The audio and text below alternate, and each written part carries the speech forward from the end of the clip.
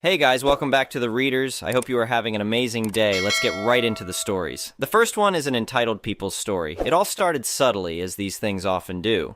The first time I encountered Karen, she was lecturing the mailman about the precise angle he should park his truck on the street. I chuckled then. I wasn't chuckling for long. I've lived in my modest suburban home for just over 5 years now. It's a pleasant neighborhood, mostly families, some retirees, and a few young professionals like myself. We have one of those HOA that mostly exist to make sure nobody paints their house neon pink or lets their lawn turn into a jungle. Before Karen arrived, the most dramatic thing to happen was when someone's sprinkler system malfunctioned and created an impromptu water park for the neighborhood kids. My home isn't anything fancy, but I take pride in it. I've got a small workshop in the garage where I tinker on weekends, a carefully maintained front yard with seasonal flowers, and a backyard patio where I occasionally host friends for barbecues.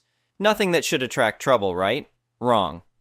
Karen and her husband moved in about 2 years ago, just 3 houses down from mine. He seemed pleasant enough, quiet, always with a tight smile that suggested he was perpetually apologizing for something. Karen, on the other hand, made her presence known immediately. Within a week, she had introduced herself to everyone on the street by leaving "Welcome to the Neighborhood" cards in our mailboxes. Thoughtful, you might think. Except these cards contained helpful suggestions about everything from proper trash can placement to what time was appropriate to mow our lawns. Most of us just rolled our eyes and carried on. Little did we know this was just the beginning of her reign of terror. The Johnsons, who have lived across from me for years, were her first victims. Their crime? Their children had the audacity to play basketball in their own driveway after school. According to Karen, the incessant bouncing was disrupting her afternoon meditation. When Mr. Johnson politely explained that 4 p.m. was hardly quiet hours, Karen started documenting every bounce with timestamps in a little notebook. Then there was the retired couple at the end of the street who had the nerve to walk their beagle twice daily. Karen complained that the dog looked at her threateningly and demanded they reroute their walks to avoid passing her house. When they refused, she started spraying her hose toward the sidewalk whenever they approached. But her masterpiece of neighborhood terrorism was unleashed on the young family who moved in next door to her. Their toddler had occasional tantrums, as toddlers do, and Karen launched a full-scale campaign against them. First came the passive-aggressive notes about parental responsibility. Then she began recording the tantrums and playing them back at full volume at 7 a.m. on weekends. Finally, she called child services claiming neglect. The investigation found nothing, of course, but the psychological damage was done. They moved out 3 months later. Through all this, I somehow remained under Karen's radar. Perhaps my single status and relatively quiet lifestyle didn't give her much ammunition. Or maybe she was just working her way around to me. Either way, my reprieve ended the day I decided to repaint my front door. The original door was a faded navy blue that had seen better days. I chose a deep forest green that complemented the brick exterior of my home. The HOA had no restrictions on door colors as long as they weren't neon or otherwise attention-seeking. I checked twice before buying the paint. I was just applying the second coat when I felt that distinctive sensation of being watched. Looking over my shoulder, I found Karen standing at the edge of my driveway, arms crossed, head tilted like she was examining a particularly disappointing art exhibit. "Can I help you?" I asked, trying to keep my tone neutral. "That color is not approved," she stated, as if reading from some invisible rule book. "Actually, it is. I checked the HOA guidelines before starting." She huffed, her perfectly highlighted bob swinging with the movement. "Well, I'm on the Architectural Review Committee, and I don't recall approving this." This was news to me. I wasn't aware we had an Architectural Review Committee. "We formed one last month," she said, stepping onto my property uninvited. "You need to submit a formal request for any exterior changes." I put down my paintbrush. "Karen, I've read the HOA bylaws cover to cover. There's no Architectural Review Committee listed." Her eyes narrowed. "It's new. We haven't updated the documents yet." "Who's on this committee?" I asked. "Myself, obviously, and a few other concerned homeowners." Translation: Karen, and possibly her husband, if she could be bothered to tell him about it. "Well," I said, "until I receive official notification from the HOA board about this committee and its authority, I'm going to finish painting my door. It complies with the current rules." Her face flushed. "We'll see about that. The board will hear about this." As she stormed off, I had that sinking feeling this was just the beginning. Sure enough, the next morning I found a violation notice tucked into my door frame. It wasn't on official HOA letterhead, just a printed page with clip art at the top declaring I had 48 hours to remediate the unauthorized color change or face a $100 daily fine. I called our actual HOA president, a reasonable guy named Mike who confirmed what I already suspected. There was no architectural review committee, Karen held no official position within the HOA, and my door color was perfectly acceptable. When I told him about the fake violation notice, he sighed deeply. She's been doing this all over the neighborhood. The board is meeting next week to discuss her activities. Armed with this information, I finished painting my door and considered the matter closed. I was wrong. 2 days later, I returned home from work to find my newly painted door had been defaced.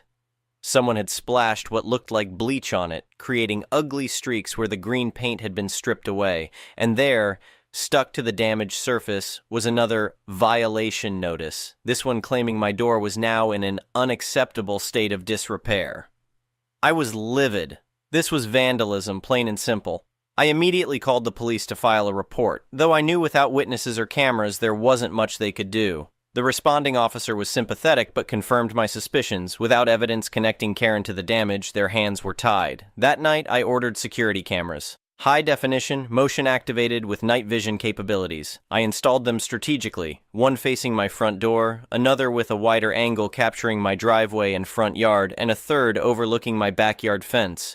They were small and discreet, but I wasn't trying to hide them. I wanted Karen to know she was being watched. While waiting for the cameras to arrive, Karen's campaign escalated. She began photographing my house multiple times daily, sometimes walking right up to my windows to peer inside. When I was in my front yard, she would stand at the edge of her property, arms crossed, just staring. My neighbors confirmed she was asking them detailed questions about my schedule, my visitors, even what deliveries I received. The day after I installed the cameras, I found her in my front yard, placing small orange survey flags along what she claimed was the actual property line.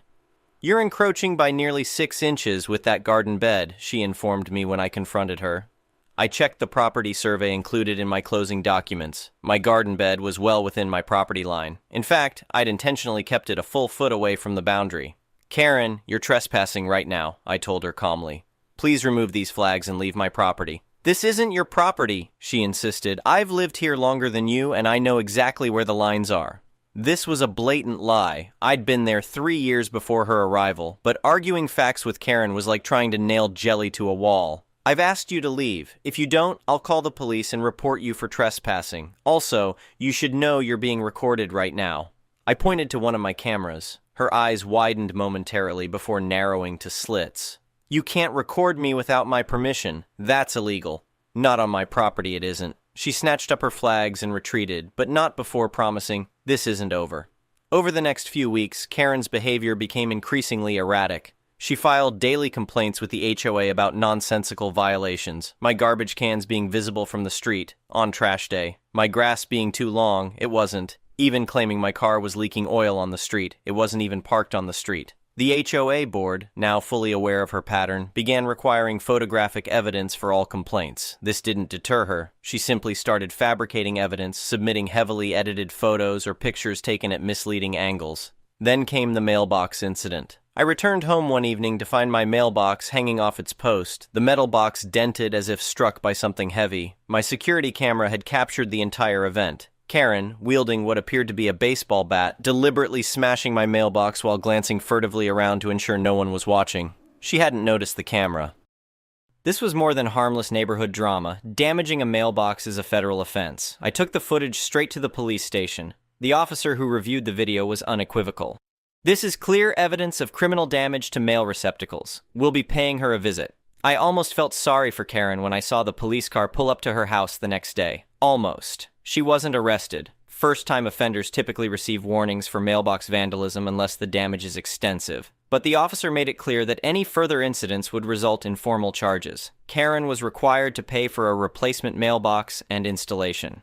For a blessed week, all was quiet. I installed my new, sturdier mailbox and began to hope that perhaps the police warning had made an impression. Then my front lawn sprinklers mysteriously malfunctioned, flooding my driveway and part of the street. The irrigation company found that someone had deliberately damaged the control valves. No prizes for guessing who my security cameras caught crouching by my sprinkler system at 5:30 that morning. Back to the police I went, this time with my growing file of evidence. The bleached door, the mailbox attack, and now the sprinkler sabotage. The officer recognized the pattern of escalation and suggested I file for a restraining order. These situations can escalate quickly, he warned. Document everything and avoid direct confrontation. The restraining order process required a hearing, which meant Karen and I would face each other in court. I spent the intervening weeks meticulously organizing my evidence. Security footage, police reports, documentation of her fake HOA notices, and statements from neighbors who had witnessed her trespassing or harassment. The day of the hearing arrived, and I felt surprisingly calm. I had facts, evidence, and truth on my side. Karen arrived with her silent husband and a folder I suspected contained more fabricated evidence of imagined offenses I'd committed against her.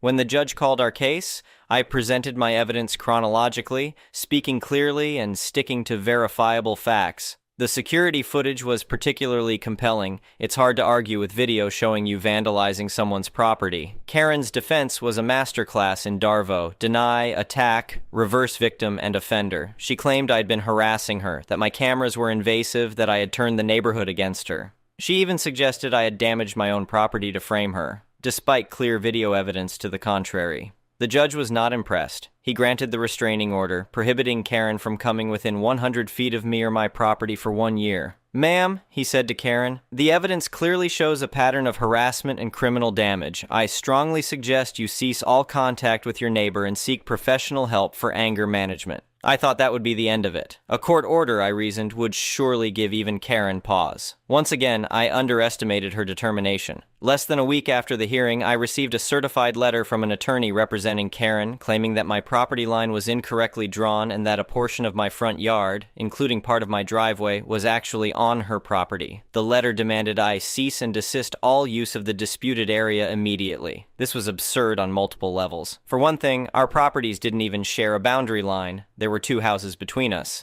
For another, property lines don't suddenly change after years of established use. Nevertheless, I took the claim seriously enough to contact my own attorney, who advised me to get an official survey done. The results confirmed what I already knew. My property lines were exactly as shown in my deed. My attorney sent a response to Karen's lawyer, including the survey results and a gentle suggestion that pursuing this frivolous claim would constitute abuse of process and could result in sanctions. Karen's lawyer withdrew the claim, but Karen wasn't finished. Thwarted in her direct attacks, she changed tactics. She began a whisper campaign in the neighborhood, telling anyone who would listen that I was unstable, dangerous, possibly involved in illegal activities. She created a neighborhood watch group, consisting of herself and 2 new residents who didn't know any better, and focused their patrols on monitoring my house. Most neighbors saw through this immediately. Those who had lived through Karen's previous campaigns of terror recognized the pattern, but a few newer residents began giving me wary looks. And I noticed some parents redirecting their children away from my property when walking by. It was time for a more comprehensive solution. I decided to host a neighborhood barbecue. I invited everyone on the street, except Karen and her husband, as the restraining order prevented her from attending anyway. My invitation explicitly mentioned this was an opportunity to get to know your neighbors better and address any concerns about our community. Almost everyone came. Over burgers and beers, I briefly and calmly explained the situation with Karen, showed anyone interested the evidence of her campaign against me, and answered questions. I didn't dwell on it. This wasn't a Karen-bashing session, but rather an opportunity to clear the air and rebuild community bonds that she had tried to sever. The effect was immediate and far-reaching. Neighbors who had been uncertain now understood the situation. Those who had suffered Karen's attacks in silence realized they weren't alone. By the end of the afternoon, we had created an informal support network. Not to retaliate against Karen, but to protect ourselves and each other from her manipulations. Karen must have sensed the shift. Her neighborhood watch group dissolved when the new residents learned the truth. Her attempts to file HOA complaints were now met with immediate dismissal unless accompanied by legitimate evidence. When she tried to approach my next-door neighbor to talk about me, he politely but firmly reminded her of the restraining order and suggested she focus on her own property. Isolated and with her power base eroded, Karen began spending more time indoors. Her husband, who had always seemed like a decent guy trapped in an impossible situation, began making small, friendly gestures to neighbors when she wasn't around.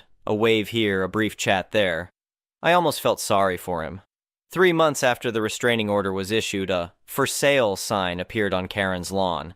Within weeks, a moving truck arrived, and Karen and her husband disappeared from our lives as suddenly as they had arrived. The new family that moved in brought cookies to introduce themselves to the neighborhood. They have 2 children who play in their front yard without fear, a golden retriever who receives pets from everyone on the street, and absolutely no desire to police their neighbors' paint choices. Our HOA, having learned valuable lessons from the Karen era, updated its bylaws to require photographic evidence for all complaints, established clear guidelines for what constitutes a legitimate violation, and implemented a system of warnings before fines. They also formalized the process for forming committees, requiring board approval and transparent communication to all homeowners. As for me, I kept my security cameras installed. They've proven useful for package delivery notifications, if nothing else. My front door remains a defiant forest green, my garden flourishes without flags marking imaginary boundary violations, and my mailbox stands sturdy and undamaged. Sometimes, when I'm enjoying a quiet evening on my patio, I think about Karen and what drives someone to believe they have the right to control others to such an extreme. I never reached a satisfying conclusion, but I did learn something valuable from the experience. Standing up to bullies works, but only if you do it intelligently, with evidence, community support, and the law on your side. The neighborhood is peaceful now. We have the occasional minor dispute. Whose tree drops leaves in whose yard, who forgot to bring in their trash cans. But these are handled with respect and reasonable compromise. The shadow of Karen's reign has faded, leaving us with a stronger, more united community. I sometimes wonder if she's terrorizing some other neighborhood now, or if perhaps the humiliation of being legally ordered to stay away from someone, and subsequently ostracized by an entire community, might have inspired some self-reflection. Probably not. People like Karen rarely change, but at least she's someone else's problem now, and my green door, it's never looked better. The next one is a pro-revenge story. Backstory: my dad is a high school assistant principal. It is currently his first year at a new school, and it is a much better school than the last one he was at, which was overpopulated, drug-filled, and many of the students there had to have free or reduced lunches. There were fights almost every week, and my dad had to suspend kids almost every day. His new school is much better, with just 2 incidents all year. One with an autistic kid who had an episode, and the one I am about to tell you fine Redditors about. Cast: my dad, entitled girl, entitled mother, entitled brother, entitled sister, the bus driver, judge, bus driver, school systems lawyer, the entitled mom's lawyer, my dad's principal, and the school cop. To clarify, any dialogue I might include will obviously not be 100% correct. The original incident took place about 2 months ago. I am not 100% sure what started it, but either the bus driver accidentally bumped into entitled girl while he was dropping her off, or he told off entitled girl for saying something rude, but she got pissed and texted entitled mom about it. Entitled mom came out of her home and started yelling at him, so he just drove off. The next morning, the bus driver went to pick up entitled girl, but when he got to her driveway, she wasn't there. Entitled mom, entitled brother, and entitled sister were. He opened the door to ask where entitled girl was, and that's when all 3 of them boarded the bus. Entitled girl is a junior, I think. Her older brother was around 22, and her older sister was in college.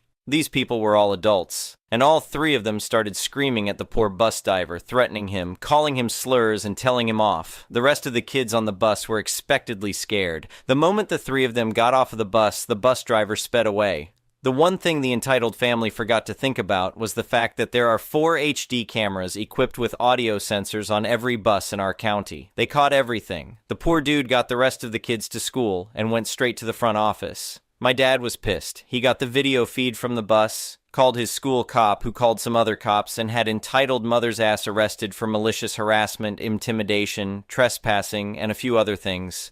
My dad's principal let my dad have control over the whole situation. I see, he knows my dad does not duck around with these kinds of things, so my dad helped bus driver get some revenge.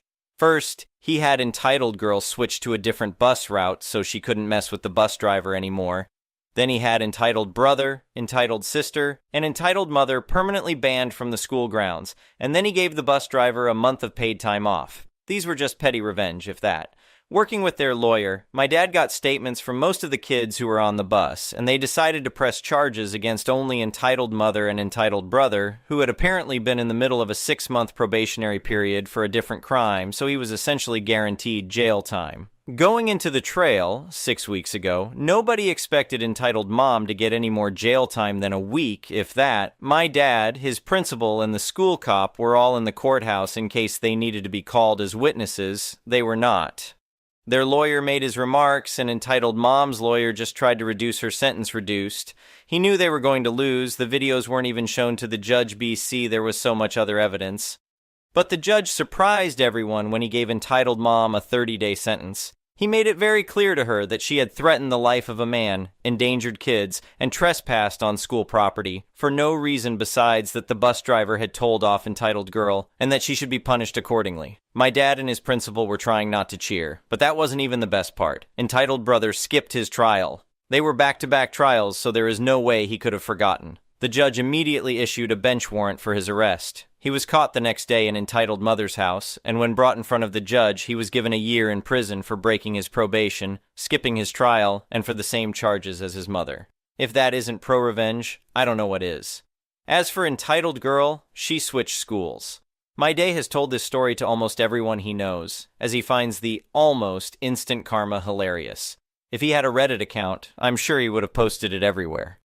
The next one is a malicious compliances story. Years ago, I worked in a semi-public sector job as part of a successful team helping make life easy for local businesses. Our team boss took a good job in the private sector, and a new boss was recruited from a decent organization similar to ours in a different part of the country. She worked compressed hours Monday, Thursday, and was off on Fridays. A month or two in, and although the new boss was quite particular about things being done her way and had upset a couple of my colleagues by criticizing their work, I'd had no problems with her. We had a team meeting where the boss said that our performance wasn't good enough. We were arguably the best in the country, and that she wanted to be more involved in what and how we did everything to ensure better quality, and so we should copy her to every client email so she could comment as needed before we sent another reply. Although this seemed inefficient, nobody argued, and I just asked her if I should wait until Monday for her to comment on any client emails received on a Friday.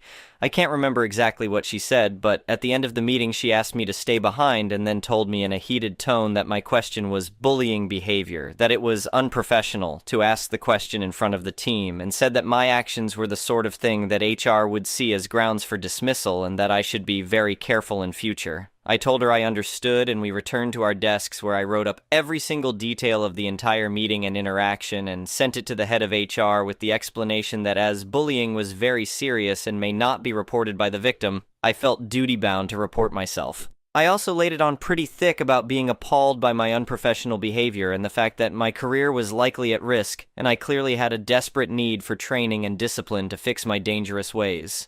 I also copied in my union rep. Within a day, me, my union rep, and my boss were with the head of HR who, being a by-the-book professional, could find no indication of bullying or justification for my fears of being an unprofessional bully in need of re-education. I was asked to leave the meeting. My union rep stayed in, and I don't know what was said, but within 6 weeks my boss was gone, and that same week my weak and ineffective but likable big boss called me in to thank me as he had wanted to get rid of her but hadn't known how. The next one is an entitled people story. I'm a 27 female, and this person I interacted with is around early 50s male, so there is street parking around the neighborhood where I work. Typical Saturday afternoon, it is hard to find parking. When I found one, I noticed a car pulling up behind me. I inched up as close as I can to give him room. I got out of the car and he said, "Move your car, my wife parks there. We've been parking here for 18 years. Told him no, it's street parking. I wouldn't be able to find any at that point. His reply, "I pay property tax. Move your car." Told him, "You pay property tax on your house, not the streets. So no." I started to walk away because I ain't gonna deal with that. He said to me, "I'm gonna call the cops." I said to him, "Go ahead. I didn't do anything wrong." As I was passing by his car, he said, "Ducking idiot." I literally turned around and went up to him. "What did you say to me? Did you just call me a ducking idiot?" He tried to backpedal and said, "No, I was on my phone." I wouldn't say that. His phone is in the car and he had no earpiece. "You did. You weren't on the phone." "No, I was on the phone. I have a daughter. I wouldn't say that." I was getting so heated, so I walked away again. Then, at the last possible second, I saw a car drove off, so I turned around and went back for my car, afraid he's going to key my door. You know what he ducking said? "I have Filipino friends, I'm sorry." I looked at him even more pissed. "I'm not Filipino." He tried to double down. "You look Filipino." "I'm not, so you're also racist." "I'm saying I have Filipino friends," I said to him. "Just shut up." At that point, I got in my car and drove off to park. Keep in mind, I do take boxing and self-defense. I don't back down from a middle-aged man trying to intimidate me saying he's gonna call the cops. I just get angrier and double down.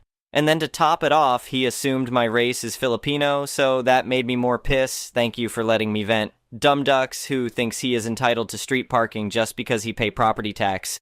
Thank you for watching. I would really appreciate it if you could like the video and subscribe to our channel if you haven't already. We'll see you again.